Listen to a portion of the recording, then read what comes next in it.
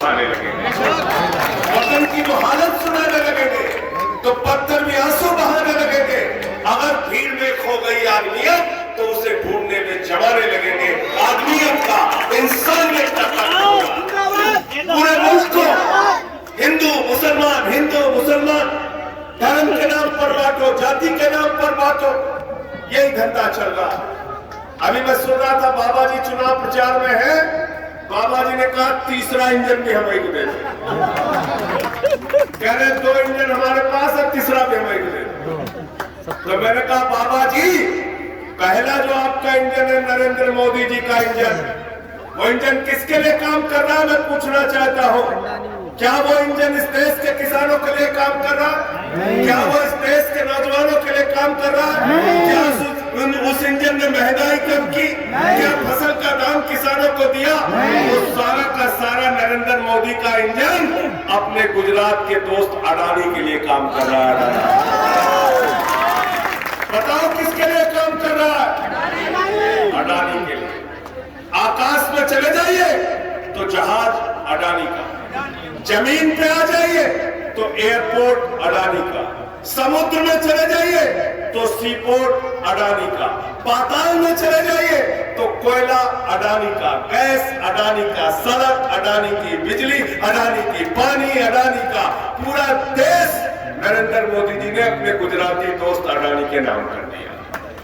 इसलिए मैं कहता हूं प्रधानमंत्री जी, आप इंडिया के प्रधानमंत्री नहीं हो, आप अडानी के प्रधानमंत्री बन गए हो। पूरी की पूरी सरकार उनकी नौकरी और गुलामी करने में व्यस्त है। तो वो इंजन पूरी तरीके से फेल हो चुका है।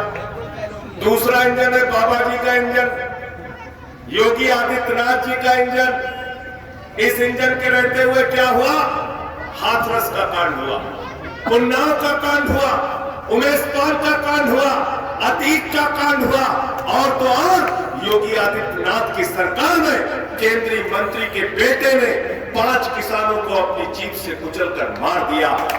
ये मैं कहना चाहता हूं, बाबा जी के इंजन में आज 26,000 सरकारी स्कूल बंद हो चुके हैं। सरकारी स्कूलों में नमक रोटी खाने के लिए हमारे बच्चों को दी जाती है। आइए हम सब मिलके ये जाति धर्म की दुकान चलाने वालों को उनका सटर गिराकर आइए काम की राजनीति करें, तरक्की की राजनीति करें, अपने बच्चों को अच्छा मुस्तकबिल देने की राजनीति।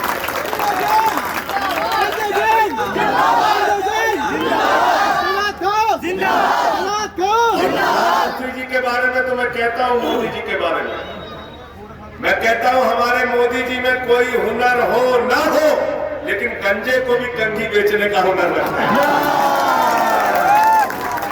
गंजे को भी कंघी बेच सकते हैं।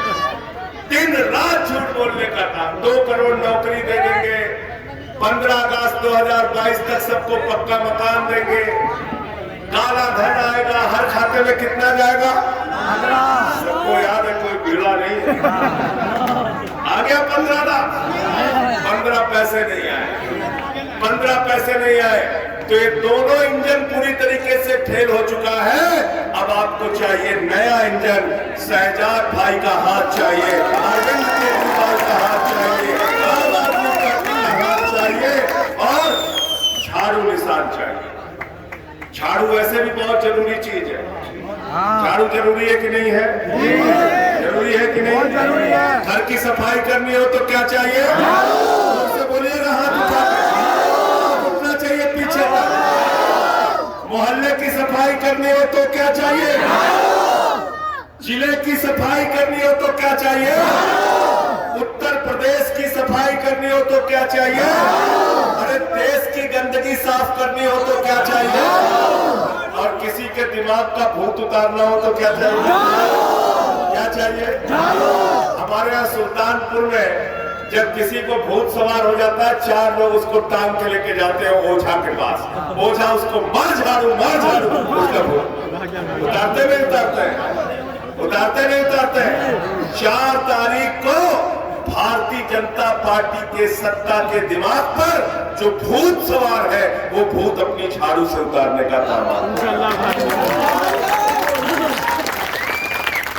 वो भूत उतारने का काम आपको करना है झाड़ू से। ये झाड़ू, इस झाड़ू 3 बार भारतीय जनता पार्टी को दिल्ली में हराने का काम किया। 13 की विधानसभा में हराया, 15 की विधानसभा में केजरीवाल जी लड़ रहे थे, भाजपा वाला कह रहे थे जमानत जब्त हो जाएगी। 3 सीटें बीजेपी की आई, 67 सीटें विधानसभा में। 2020 का चुनाव हुआ, नफरत फैलाया, देश को बांटने का काम किया, समाज को बांटने का काम किया। लेकिन 2020 के चुनाव में 62 सीटें आम आदमी पार्टी की आई, 8 सीट भारतीय जनता पार्टी की आई।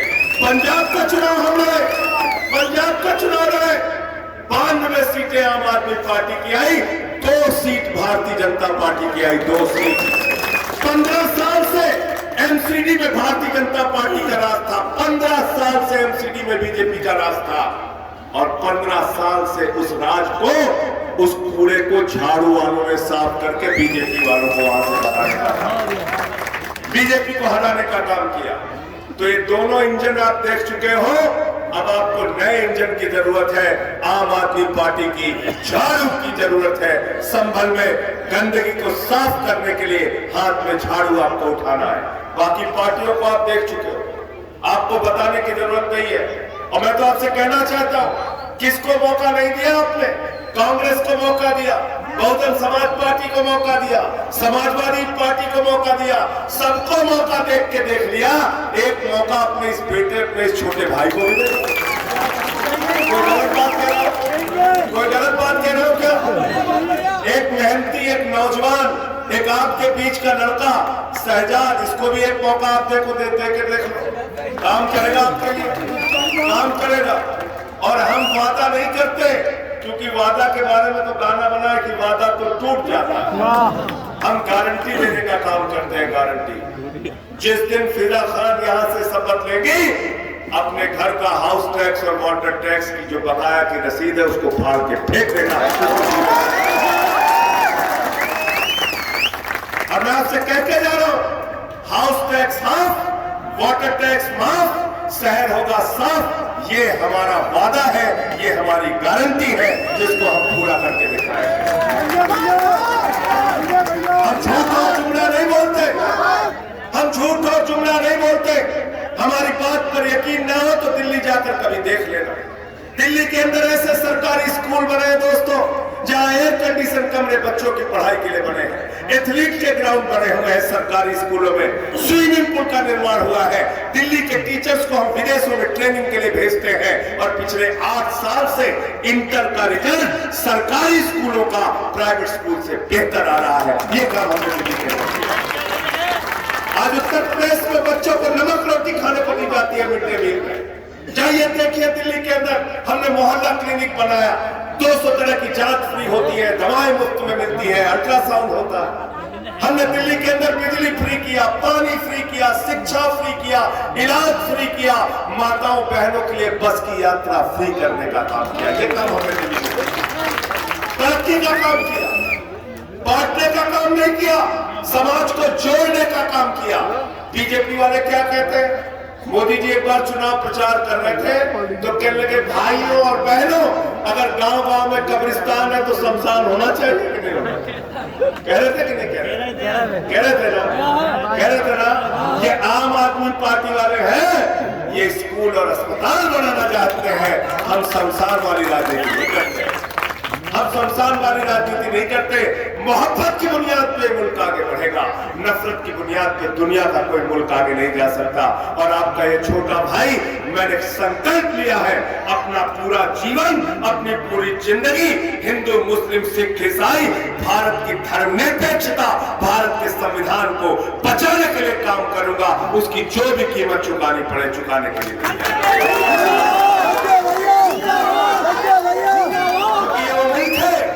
जहां बिस्मिल्लाह खान की सहनाई संकट मोचन के मंदिर में गूंजती है, ये वो मुल्क है जहां मलिक मोहम्मद जायसी पद्मावत लिखते हैं। ये वो मुल्क है जहां रसखान को पढ़कर हम भगवान कृष्ण के बारे में जानते हैं। ये वो मुल्क है जहां मोहम्मद रफी गाना गाते हैं, सुख के सब साथी दुख में ना कोई, मेरे राम तेरा नाम एक साचा दूजा ना कोई। ये गंगा जमनी तहजीब का मुल्क है, इसकी एकता को तोड़ने की कोशिश मत करो।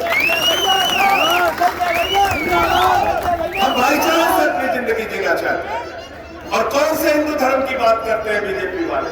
मैंने भी हिंदू धर्म को पढ़ा है। हिंदू धर्म में रामचरितमानस की एक चौपाई है जो कहती है सब नर करहीं परस्पर प्रीति, सारे लोग आपस में प्रेम से रहें। ये हिंदू धर्म का संदेश है, ये हिंदू धर्म का संदेश है। वसुधैव कुटुंबकम हिंदू धर्म का संदेश है जो कहता है पूरा विश्व हमारा परिवार है। हिंदू हो, मुसलमान हो, सिख हो, ईसाई हो, दलित हो, पिछड़ा हो, अगड़ा हो, ये सारे हमारे परिवार के लोग हैं। ये हिंदू धर्म कहता है। और इस्लाम क्या कहता है? इस्लाम क्या कहता है? ऊपर वाले का नाम क्या कहते हैं आप? रब को क्या कहते हैं? रब्बुल आलमीन। क्या कहते हैं? पूरे आलम का रब, पूरे दुनिया का रब। कहते नहीं कहते? कहते हैं कि नहीं कहते? और अपने नबी को क्या कहते हैं?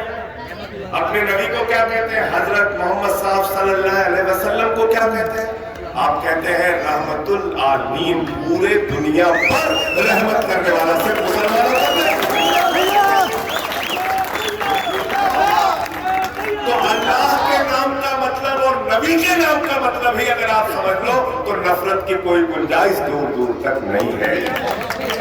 आइए हम सब मिलके आम आदमी पार्टी के साथ मोहब्बत की बुनियाद पे एक ऐसा मुल्क बनाए जो पूरी दुनिया में अपनी पहचान बनाए, और तब हम सही मायने में विश्व गुरु बनेंगे। दुनिया की हम अगुवाई करने का काम करेंगे जब हम एकता के साथ आगे बढ़ेंगे। साथियों और दोस्तों, मैं फिर से आपसे गुजारिश करने के लिए आया हूं, निवेदन और विनती करने के लिए आया हूं। इस नौजवान ने अपनी जिंदगी के 10-12 साल आपके बीच में एक कार्यकर्ता बनके, एक सेवक बनके काम किया है। कोरोना का समय हो, कोई भी दूसरी मुसीबत हो, आपके कार्यकर्ता, आपके भाई के रूप में शहजाद ने काम किया है। इनकी पत्नी फिदा खान जी यहाँ से चुनाव लड़ रही है। झाड़ू पर मोहर लगाकर उनको इस बार चुनाव में जिताइए, और जितने वादे और जितनी गारंटी हमने की है वो सारी की सारी गारंटी हम लोग पूरा करने का काम करेंगे। मैं आपसे फिर से एक ही बात कहना चाहता हूं, 4 तारीख को जब अपना वोट देने के लिए जाना तो अपने घर के बच्चे को देख के जाना, अपने घर के बच्चे का चेहरा देख के जाना। अपने घर में अगर नौजवान बेरोजगार है तो उसको देख के जाना। गैस का सिलेंडर है तो याद करके जाना उसका दाम 1150 रुपए हो गया। अगर आपने वोट देने के लिए जाना तो याद करके जाना कि कैंसर की दवा, किडनी की दवा, हार्ट की दवा, टीबी की दवा, सबका दाम महंगा कर दिया। अरे बच्चों के दूध को भी महंगा करने का काम किया।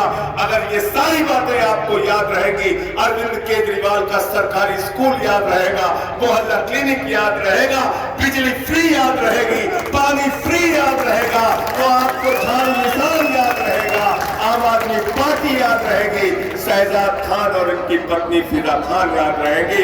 और आपको झाड़ू पे इतनी मोहर लगानी है कि बाकी पार्टियों को यहाँ से हवा निकल जाए, उनका कहीं पता न चलने पाए। झाड़ू को जिताना है, आम आदमी पार्टी को जिताना है। मैं कहूंगा, मैं एक नारा लगाऊंगा, आपको खाली कहना है झाड़ू पे, झाड़ू पे।